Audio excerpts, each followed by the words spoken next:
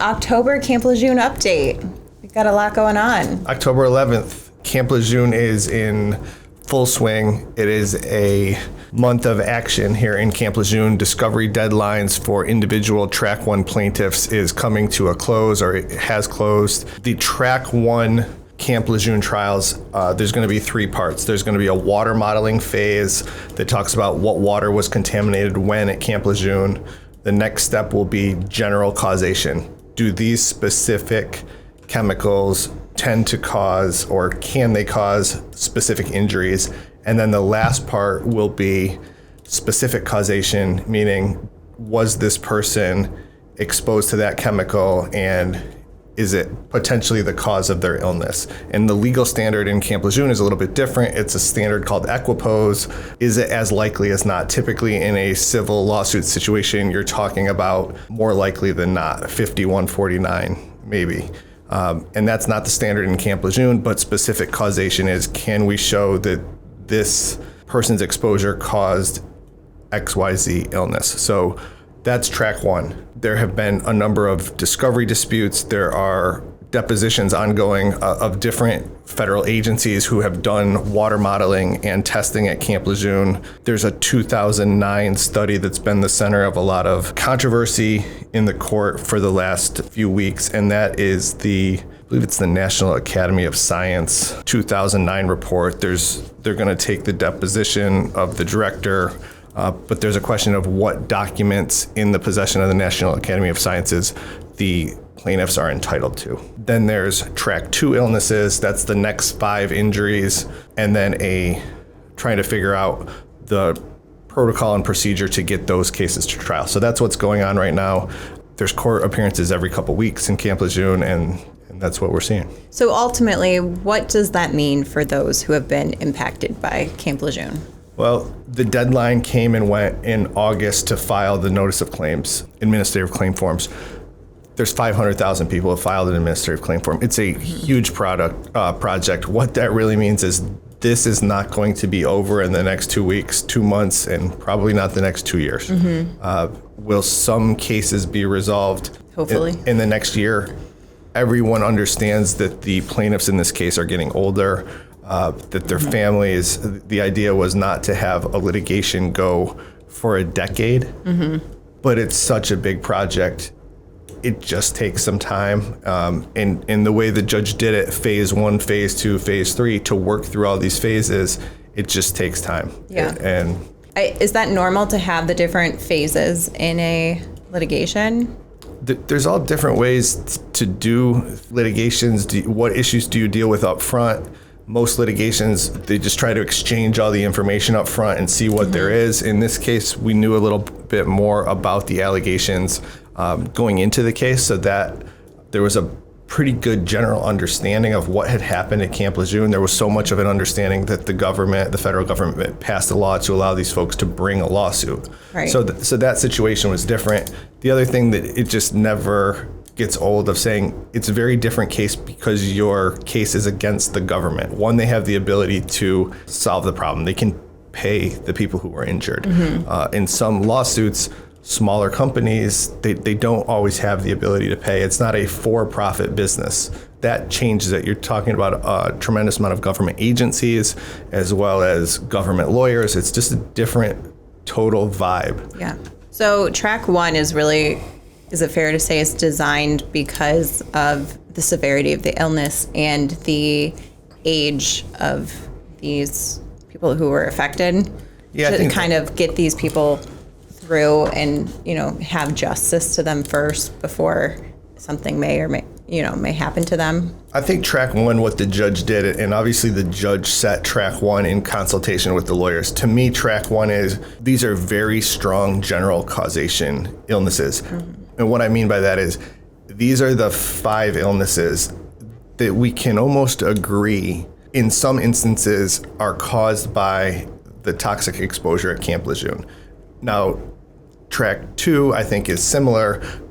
We're talking about, are there 10 or 15 or 20 or 30 different illnesses, rare forms of cancer? There's going to be that question of where the line gets drawn. Is skin cancer more likely to be caused by people who were exposed to toxic chemicals at Camp Lejeune? That's a question that's going to be answered later.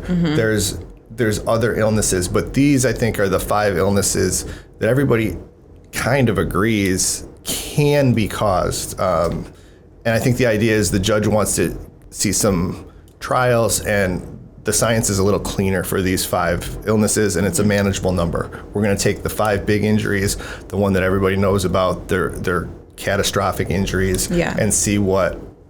You're laying down the foundation for everyone else. Right. Gotcha. You know, sometimes the judges say, how do you eat an elephant? One bite at a time. Like that's fair. If you can get, if we can deal with these 5 major illnesses first, we've accomplished a lot. Does it solve the entire case? It does not.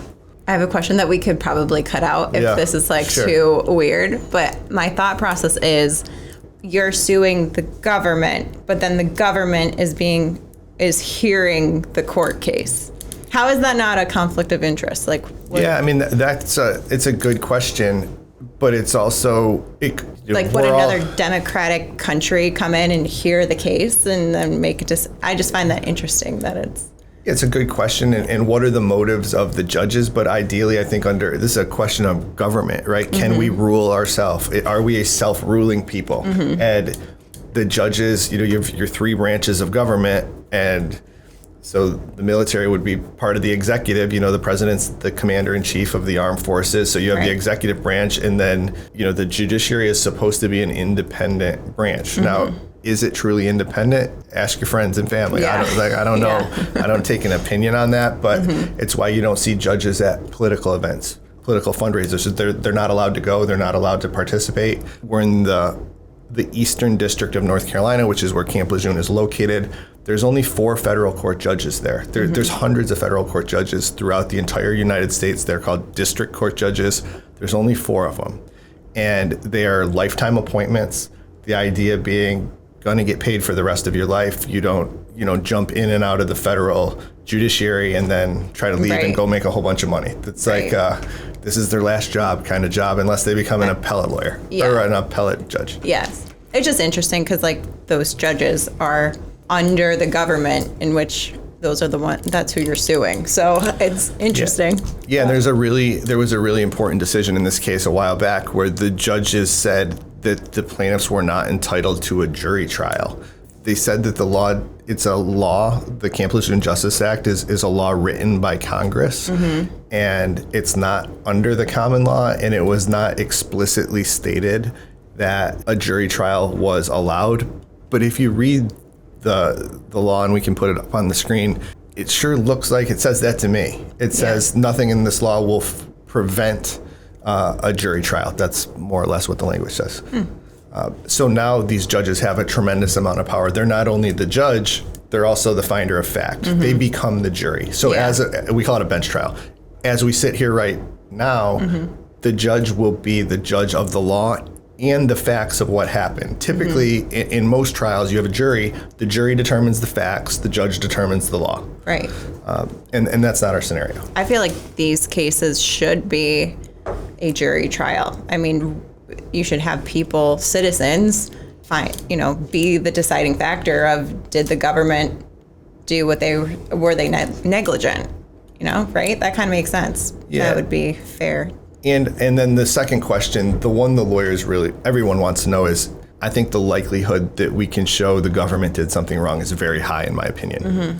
What's that worth? What is a person who has cancer because the government didn't tell them they were being exposed, and they've lived...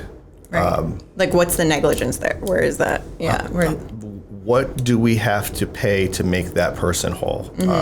Right now, there's 25 plaintiffs left in track 1. There's 5 individuals with each of the 5 illnesses. We have one of those 25 people. I can tell you the process has been very interesting. A lot of depositions, a lot of work. Our client was diagnosed with non-Hodgkin's lymphoma when he was in his early 30s. He's lived for 30 years with various medical conditions. What is that worth? I mean, I can say what I think, and you can say what you think. And right now, a judge, assuming we can make our burden through the water that he was exposed to and the general causation that chemical causes non-Hodgkin's lymphoma, and that he was exposed to it. If we can make our burden there, the only thing we can get, nobody's going to jail, nobody's getting the death penalty. The only thing we can get is money. Right. How much money does this guy get? That's right. And does that really fully satisfy what the loss is? It never will be. I think I think everyone knows you can't give someone their life back with money. We all know that. But the only thing you can get in a civil lawsuit is money.